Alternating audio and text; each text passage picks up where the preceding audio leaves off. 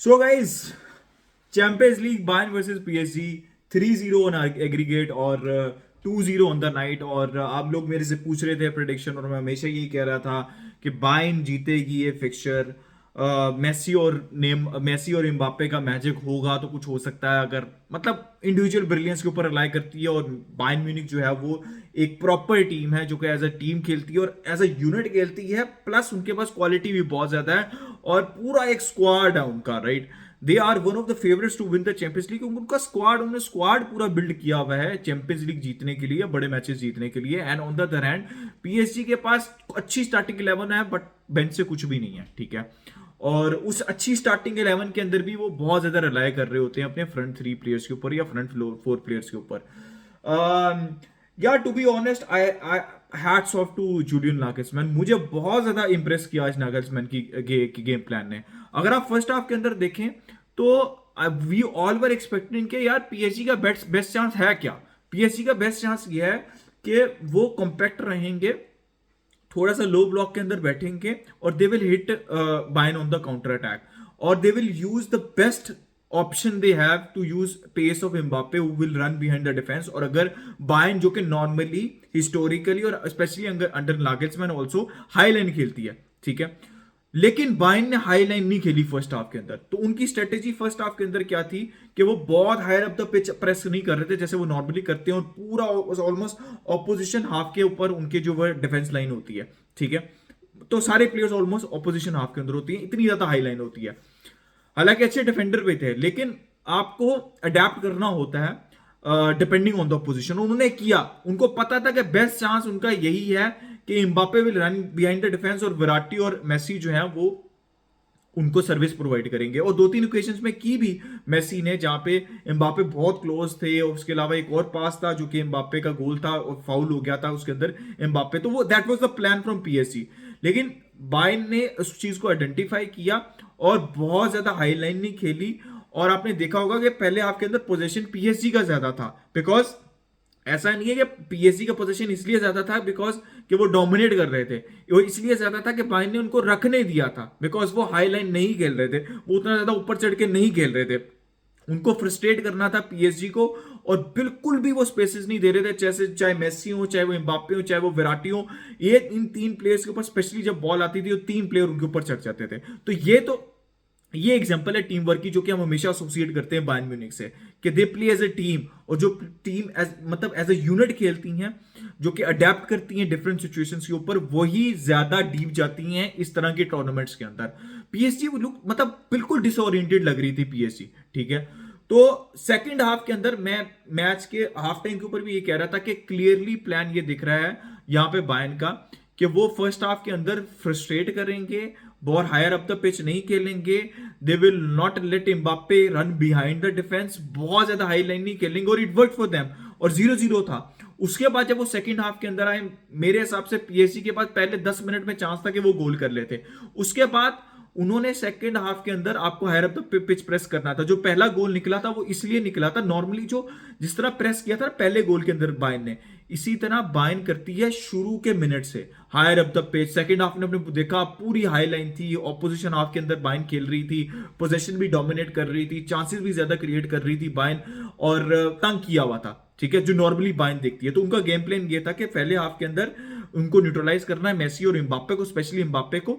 और second half के अंदर जब पीएसजी थोड़ा सा और खुल के सामने आएगी तो आपने स्पेसेस ज्यादा निकलेंगी तो आपने उनको डिसरप्ट करना, और पहला गोल चाहिए था बायर्न को। और उसके बाद तो वो भाई मतलब 2-3-4 गोल हो सकते थे एंड के ऊपर, लेकिन उनसे उन्होंने नहीं किए, 2 ही हुए। तो आप समझ रहे हो ना मेरी बात। तो यार बायर्न ने तो बेहतरीन गेम खेला यार। जो वो मोटिंग ने गोल किया, Musiala as always brilliant, Goretzka was brilliant, Kimmich was brilliant, de Ligt की वो गोल लाइन क्लियरेंस ही was brilliant, Upamecano was brilliant, Davies was brilliant, even Stanisic was brilliant भाई। एब्सोल्युटली मतलब मैं जितनी बायर्न की नागल्समैन की तारीफ करूं, अगर आपने देखना है और एक टेक्टिकल प्लान देखना है depending on the opposition, depending upon the strength of opposition, उसको कैसे न्यूट्रलाइज करना है, I think it was brilliant from Nagelsmann, right? Brilliant brilliant, जिस तरह उसने अडेप्ट किया फर्स्ट हाफ के अंदर, आई एम मतलब उसने मुझे अपना फैन बना लिया, to be very honest, Nagelsmann ने। But on the other hand PSG has nothing to offer, absolutely, with all due respect to PSG fan, it is absolutely joke of a club. और मैं ये 5 साल से ये बात कह रहा हूं, और मैं इस सीजन पूरा सीजन कहता रहा हूं कि गाल्टियर का system works with back three system. और मैं इस मैच के स्टार्ट होने से पहले कह रहा था कि डेनिलो, रामोस और मार्किनियो स्टार्ट कर रहे हैं। Danilo is not a centre back, is a makeshift centre back. अगर कोई एक प्लेयर इंजर्ड हो जाता है तो कौन आएगा?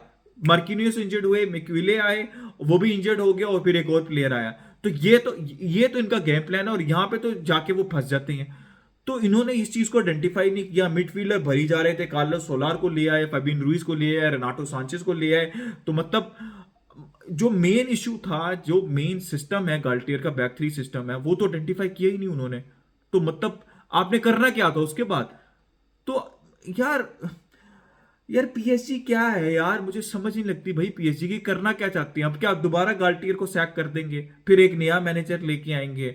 भाई ये आई डोंट नो। जब पता क्या होता है, जब आप अंधों में काने राजे होते हैं ना, अंधों में काना राजा एक मुहावरा होता है कि जब आपकी सारी टीम्स फारग हैं और आप लीग वन को रूल करते हैं, और फिर जब आप चैंपियंस लीग में आते हैं, यू आर नॉट रेडी, ठीक है? You are not ready at all. और ये पीएसजी की डिफेंस कभी भी उनको चैंपियंस लीग नहीं जिता सकती थी। It was always about Neymar, Mbappe, Messi on the day, अगर वो कुछ कर सकें। अब नेमार होते उनको भी गालियां पड़ती है, अब एम्बाप्पे को भी पड़ेंगी, मेसी को भी पड़ेंगी, लेकिन लोगों को ये बात समझ ही नहीं लगेगी भाई, इट्स अ टीम गेम।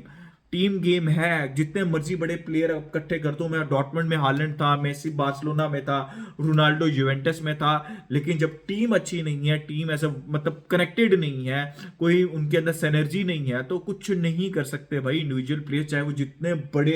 अब क्या मेसी, आपने मेसी की वर्ल्ड कप में फॉर्म देखी थी? आपने मेसी की इस सीजन फॉर्म देखी? आपने एम्बापे की वर्ल्ड कप में फॉर्म देखी थी? क्या क्यों क्यों नहीं हुआ? इसलिए नहीं हुआ क्योंकि स्पेसेस नहीं थे। There was so much quality and they were playing as a unit. Spaces थे ही नहीं उनके लिए टू ऑपरेट। तो आपके पास जितनी मर्जी क्वालिटी हो, लेकिन अगर आपकी पूरी टीम फंक्शन नहीं कर रही, एज अ टीम फंक्शन नहीं कर रही, आप कुछ नहीं कर सकते as an individual player. It's a team game. 11 लोग खेलते हैं और 11 लोगों को कंट्रीब्यूट करना पड़ता है। और बेंच के पे क्या है, मतलब आपने अपनी स्टार्टिंग 11 तो चले बना ली, वो भी इंजरी के बाद। आपके पास क्या है बेंच के ऊपर? आपके पास कार्लोस सोलार थे, क्या इंपैक्ट क्रिएट करते? वो रेनाटो सांचेस थे, 18-19 साल के एम्बरी हैं। ये आपकी बेंच है, तो आपने क्या करना है यार? एब्सोल्युटली मतलब कुछ समझ ही नहीं था, कुछ गेम प्ले। मुझे एक सेकंड के लिए पीएसजी, बायर्न ने फर्स्ट हाफ के अंदर पीएसजी को कहा कि तुम थोड़ी देर बॉल रख लो, इसलिए नहीं बॉल पीएसजी रख ली थी, या पोजीशन था कि वो पोजीशन डोमिनेट कर रहे थे या पोजीशन के साथ कुछ कर रहे थे। बायर्न ने अलाउ किया तुमको रखना, बिकॉज हमने हाईलाइन नहीं खेली, आपने रख लिया। सेकंड हाफ में उन्होंने अलाउ नहीं किया, तो आपसे नहीं रखा गया। तो बायर्न ने ही आपसे करवाया जो भी आपने किया है, आपका खुद गेम प्लान था ही नहीं। किसी प्लेयर की पोजीशनिंग समझ ही नहीं लग रही थी। सेंटर बैक्स के अलावा मुझे किसी प्लेयर की, मिडफील्ड में तो किसी प्लेयर की पोजीशनिंग समझ नहीं लग रही थी। लेफ्ट साइड के ऊपर फेबियन रूइज अक्सर जो है वो विंग के ऊपर गए होते थे। फेबियन रूइज इज मतलब वो सीडीएम है या फिर डिफेंसिव मिडफील्डर है, वो विंग के ऊपर गए हुए थे और कुछ भी नहीं हो रहा था उनसे, ठीक है? तो यार कोई गेम प्लान नहीं था, कोई कोहेजन नहीं थी। जब तक जो टीम्स, दुनिया की टीम्स 2 इंडिविजुअल 3 इंडिविजुअल प्लेयर्स के ऊपर रिलाई करेंगी, वो कुछ भी नहीं जीत सकती। आप ऑन द डे डोमिनेट करके एक आध मैच जीत सकते हो because of the quality, because of the individual brilliance, लेकिन आप बड़े टूर्नामेंट नहीं जीत सकते भाई। Maybe this is the last of MNM we saw, Messi, Neymar और Mbappe. I think maybe Mbappe will move, Messi will move, maybe Neymar. तीनों की न्यूज आती रहती है, मेसी और नेमार की तो काफी ज्यादा आ रही है। I would love to see Messi back at Barcelona. If not back at Barcelona, please leave Ligue one with all due respect. कुछ नहीं रखा वहां पे, जाके प्रीमियर लीग खेलें।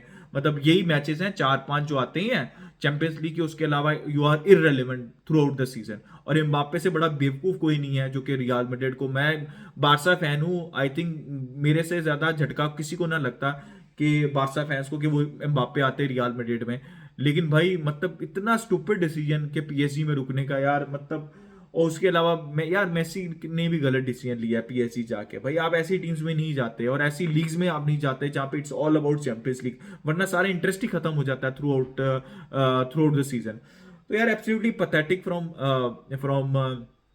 फ्रॉम पीएसजी एब्सोल्युटली पैथेटिक, कुछ भी नहीं था यार, कुछ भी नहीं था, कोई एक प्रॉपर चांस, मतलब इधर उधर से लग लुक के बॉल आ गई, वो विटीनिया वाला chance, that was about it. या फिर वो मेसी का हाफ चांस था जो जिसके ऊपर टैकल हो गया था डेविस का। या फिर रामोस ने एंड के ऊपर ट्राई किया, जो उनकी कैपेबिलिटी है हेडर स्कोर करने की, वो काफी क्लोज गए, but it was again individual brilliance. या रामोस कुछ कर देते, मेसी कर देते, एम्बापे कर देते, मतलब कोई गेम प्ले तो था ही नहीं, तो मतलब मैं और क्या एक्सप्लेन करूं आप लोगों को।